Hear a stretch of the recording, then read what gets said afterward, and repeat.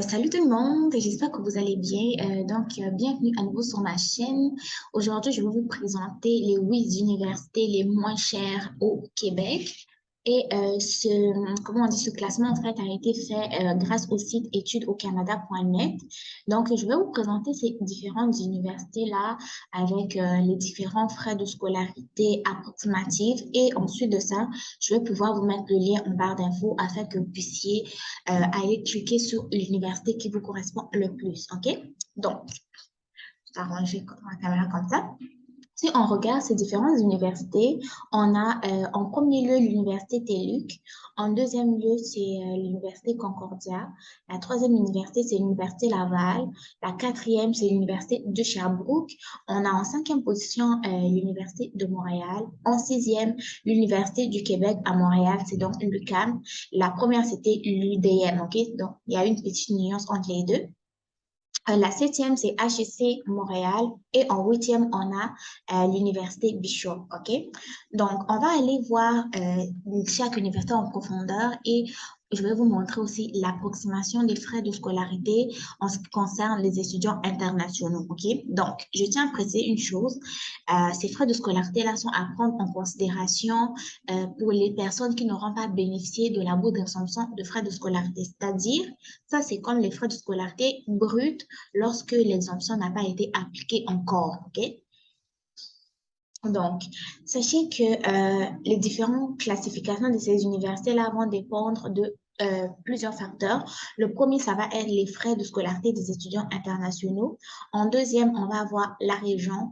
En troisième, la ville, son rang au niveau du Canada, le rang qu'il occupe, pardon, par rapport à la province du Québec. Et enfin, bah, je vais vous mettre le site officiel.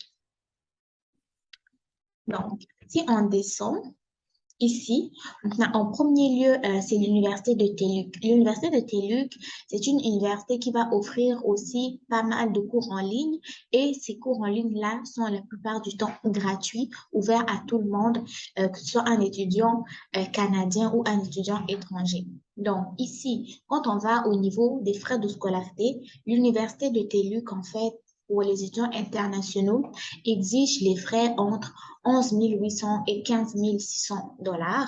Elle se trouve dans la région donc de Québec, dans la ville dans la province du Québec aussi. Elle occupe le rang, ok? C'est bien. Elle est la 102e université dans le Canada et 18e université par rapport à la province du Québec. Donc, au niveau du classement mondial, elle occupe la 12 300e université. Okay. On va se limiter au niveau mondial, on va plus aller vraiment au rang du Québec. Et pour ce qui concerne donc son site officiel, je vais cliquer ici pour vous montrer de quoi il a l'air. Donc, ça, c'est le site officiel de l'université. Il se présente comme suite. Donc, ici, vous avez la section études, OK, dans les programmes, les cours, professeurs, départements, formation continue, formation gratuite, OK, ouvert à tous. Là, vous avez la section admission, donc demande d'admission, conditions d'admission, reconnaissance des acquis. Ça, c'est pour les personnes qui ont déjà eu soit des cours dans une autre université ou des gens qui ont déjà une expérience du travail qui peut être reconnue et vous offrir des crédits universitaires.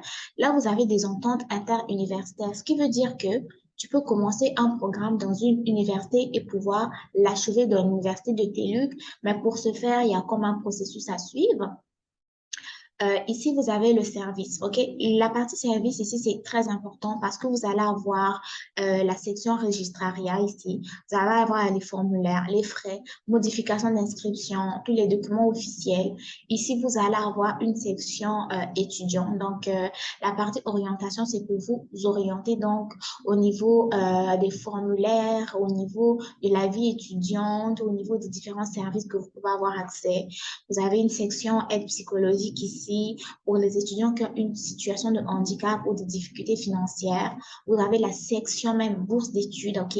Dans les bourses d'études, vous savez, au Québec, il y a plusieurs sortes de bourses d'études. Vous avez les bourses d'exemption de frais de scolarité, vous avez les bourses d'excellence, vous avez les bourses d'admission et les prêts et bourses pour les étudiants québécois, OK? Vous avez ici la section bibliothèque, Alliance Sport Études, OK? Parce qu'il y a des étudiants qui vont suivre des programmes et qui ont du talent en sport. Donc, eux, ils peuvent faire l'Alliance Sport Études. Vous avez un service pour les militaires, vous avez bureau de prévention et d'intervention. Vous avez une section d'information ici pour la COVID-19 et vous avez d'autres services ici, OK? Donc, le site est quand même très bien fait. Et on va retourner sur notre premier lien pour pouvoir visiter la deuxième université, ok? Je vais juste fermer ici. Donc, au niveau de la deuxième université, donc, c'est l'université Concordia qui lui offre, qui lui exige plutôt des frais entre 12 100 et 26 000 $ si sont pour les étudiants internationaux, ok? Là, quand on parle, c'est des universités les moins chères, ok? Donc, elle se trouve dans la région de Québec, dans la ville de Montréal. Quand on parle de région, c'est la province, hein. Elle est 17e au rang du Canada et 4e au rang du Québec. Le classement mondial est celui-là. Et si nous allons au niveau du site officiel, vous pouvez cliquer ici pour avoir plus d'informations, ok? Troisième université, donc c'est l'Université Laval, ok? Elle exige d'avoir entre 16 100 et 20 400 $ pour un étudiant étranger. L'université se trouve dans la province du Québec, dans la ville de Québec.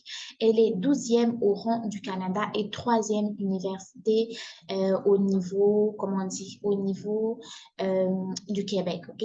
Donc, on va aller quand même voir le site officiel, juste pour voir comment il se présente. Donc, le site officiel est celui-là. Vous avez la section futurs étudiants, vous avez la section étudiants actuels, donc des étudiants qui sont déjà aux études à l'Université Laval. Vous avez la section études, la section faculté, la section recherche et vous avez la présentation de l'université ici. Donc, ici, donc, vous avez la première section qui est donc au niveau de l'admission. Qu'est-ce que vous devez faire pour pouvoir avoir une admission au niveau de l'Université Laval? Ben, c'est comme dans toutes les autres universités. Premièrement, trouver un programme d'études. Ensuite, ce que vous avez à faire, préparer votre dossier. Troisièmement, vous déposez la demande. En quatrième, vous faites le suivi de votre demande. Une fois que la demande est acceptée, vous savez que c'est la partie immigration qui va embarquer. OK? Donc, là, vous avez une présentation à l'international, vous avez une section entrepreneuriat, OK? Donc, le site est quand même très bien fait. Pour les personnes qui sont intéressées, ben, vous n'aurez qu'à cliquer sur le lien pour en avoir davantage, OK? Pour avoir l'information, OK? Donc, même là, ils ont mis des dates importantes à connaître. Donc, ici, les étudiants qui sont à l'Université Laval, ils ont jusqu'au 13 septembre 2022 pour pouvoir modifier le choix de leur cours. Voilà. Okay. Donc, pour avoir plus d'événements, vous venez ici, tous les événements, vous cliquez et vous allez avoir des informations. OK? Donc, on va retourner sur la liste. En quatrième lieu, donc, on avait l'Université de Sherbrooke, lui exige d'avoir entre 16 100 et 21 000 $. Se retrouve dans la province du Québec, dans la ville de Sherbrooke. Elle est 20e au rang du Canada, 6e au rang du Québec. Le site officiel est ici. Ensuite, en cinquième lieu, vous avez l'Université de Montréal. Elle exige également, comme les mêmes frais de scolarité que l'Université de Sherbrooke, hein, elle est deuxième au niveau du Québec. OK? Elle occupe la deuxième place au Québec parmi l'université la moins chère et elle occupe la 11e au rang du Canada. Ensuite, mais pour les personnes qui veulent avoir bénéficier de la bourse d'exemption de frais de scolarité, ils ont dit d'aller dans les universités qui ne sont pas dans la région métropolitaine de Montréal. Donc, ici, vous pourrez peut-être passer, hein. L'Université du Québec à Montréal, UQAM, elle est 5e au rang du Québec, 21e au rang du Canada et elle exige aussi d'avoir environ 16 100 et 20 000 $, 20 100 $, OK? Ensuite, vous avez l'HEC Montréal, donc les mêmes frais de scolarité environ, 10e au rang du Québec, 36e au rang du Canada, se trouve dans la ville de Montréal, dans la province du Québec. Ensuite, nous avons l'Université Bishop.